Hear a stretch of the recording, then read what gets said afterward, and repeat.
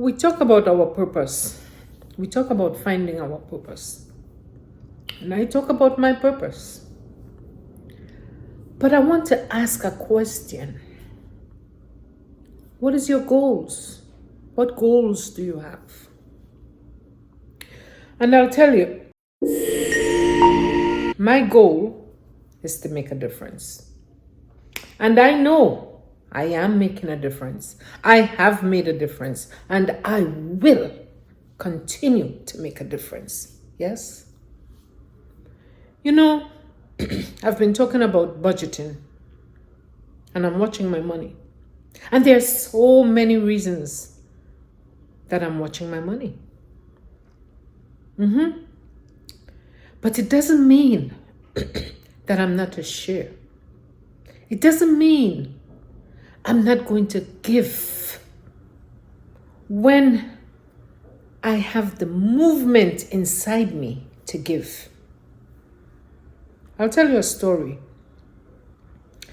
I commuted out of state yesterday, not far, and returning back to New York, I get out the bus. And if you know, sometimes there are men. I've never seen a lady doing it. Men. They would be holding the door for people to come in.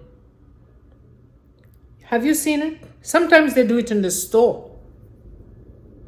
Yes.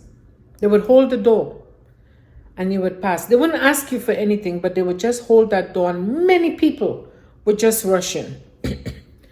And if you know anything about traveling out of state and peak hours, people trying to get from one mode of transportation to the next. And I was coming from the bus, going to catch the train to come back into the city. And there was this guy holding the door. And I walked slowly and I watched many people went through.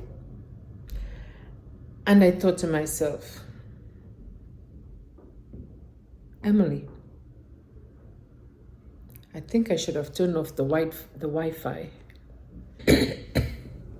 I turned off the Wi-Fi because I don't want calls to be coming in while I'm taping. And about 20 people went through that door, open. He held the door open. And I've done it before. Nobody offered to give him some change. And I felt something moved inside of me. And I said, Emily, he's held that door for a while. 20 people about went through that door and no one offered. And sometimes when we see people doing things like that, I know we're judging. I know we're judging. And I'm not judging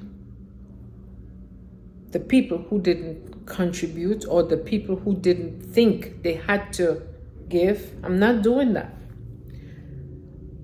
But I'm going to talk about it. And I walked past, I went in, I watched him, I walked past.